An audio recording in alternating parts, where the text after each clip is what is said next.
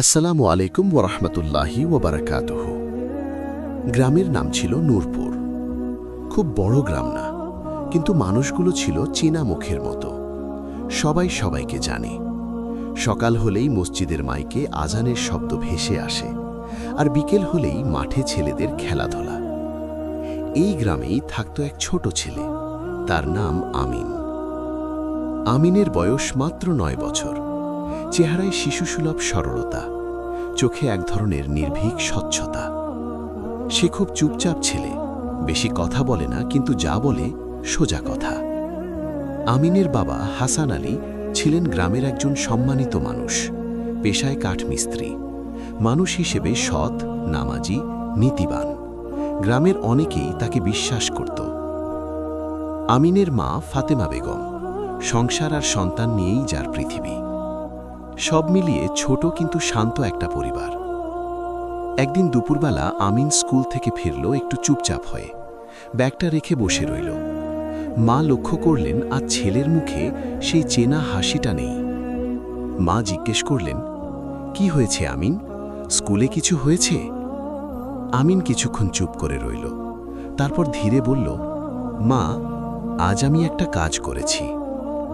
মা ভেবেছিলেন হয়তো দুষ্টুমি করেছে, হেসে বললেন, কি কাজ?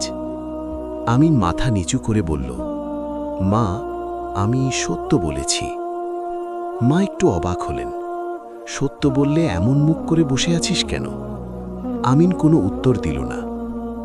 সেদিন সন্ধ্যায় আমিনের বাবা বাড়ি ফিরলেন। খাওয়ার সময় মা বললেন, আজ আমিন সারাদিন চুপচাপ, কিছু একটা হয়েছে মনে হয়। বাবা ছেলের দিকে তাকালেন। আমিন, কি হয়েছে? আমিন বাবার চোখের দিকে তাকাতে পারছিল না। একটু কাঁপা গলায় বলল, আব্বা, আজ স্কুলে টিফিনের সময় একটা জানালার কাঁচ ভেঙে গেছে। বাবা থেমে গেলেন। তারপর? আমিন বলল, সবাই বলছিল অন্য ছেলেটা ভেঙেছে, কিন্তু আসলে আমি খেলতে গিয়ে লেগে ভেঙে ফেলেছি। ঘরে নীরবতা নেমে এলো। মা চিন্তায় পড়লেন, কারণ স্কুলের কাঁচ ভাঙা মানে শাস্তি, জরিমানা, অপমান। বাবা গভীরভাবে ছেলের দিকে তাকিয়ে রইলেন। তারপর জিজ্ঞেস করলেন, তুই তখন কি করেছিস? আমিন চোখে পানি নিয়ে বলল, আব্বা, আমি স্যারকে বলেছি আমি ভেঙেছি। হঠাৎ মা বললেন, হায় আল্লাহ, তুই কেন বললি? অন্য ছেলেটার নাম বললে তো হতো। এই কথাটা বলেই মা থেমে গেলেন। বাবা ধীরে মাথা ঘুরিয়ে স্ত্রীর দিকে তাকালেন, তারপর আবার ছেলের দিকে। আমিন ফুঁপিয়ে উঠল, আব্বা, আমি মিথ্যে বলতে পারিনি। বাবা উঠে এসে ছেলের মাথায় হাত রাখলেন। চোখে তার পানি জমে উঠল। তিনি বললেন, বাবা, তুই জানিস না আজ তুই কত বড় কাজ করেছিস। কিন্তু তখনও সমস্যা শুরু হয়নি। আসল পরীক্ষা আসতে বাকি ছিল। পরদিন সকালে বাবা আমিনকে নিয়ে স্কুলে গেলেন। প্রধান শিক্ষক বাবাকে দেখে বললেন, আপনার ছেলে নিজেই দোষ স্বীকার করেছে। বাবা মাথা নিচু করে বললেন, জি, সে সত্য বলেছে। প্রধান শিক্ষক বললেন, কাঁচ ভাঙার ক্ষতিপূরণ দিতে হবে আর শাস্তিও হবে। এই কথাটা শুনে বাবার মুখ একটু শক্ত হয়ে গেল, কারণ সংসারের অবস্থা ভালো না, ওই টাকা জোগাড় করা সহজ হবে না। বাবা স্কুল থেকে বেরিয়ে আমিনের হাত ধরলেন। আমিন কাঁপা গলায় বলল, আব্বা, আমি যদি না বলতাম তোমার টাকা দিতে হতো না। বাবা হাঁটা থামালেন, নিচু হয়ে ছেলের চোখের দিকে তাকালেন।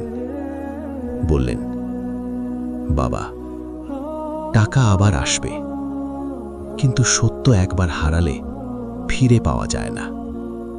আমিন এই কথা পুরোপুরি বুঝল না, কিন্তু বাবার কণ্ঠে এমন কিছু ছিল যা সে ভুলতে পারল না। গ্রামে ধীরে ধীরে খবর ছড়িয়ে পড়ল, হাসান আলীর ছেলে নিজেই দোষ স্বীকার করেছে। কেউ বলল, বাচ্চা মানুষ, বোকামি করেছে। কেউ বলল, এই বয়সে এমন সততা আজকাল দেখা যায়। কিন্তু সবাই একভাবে কথা বলল না। সেদিন রাতে আমিন ঘুমাতে পারছিল না। তার মনে ভয়, স্কুলে সবাই কি বলবে, স্যার কি শাস্তি দেবেন?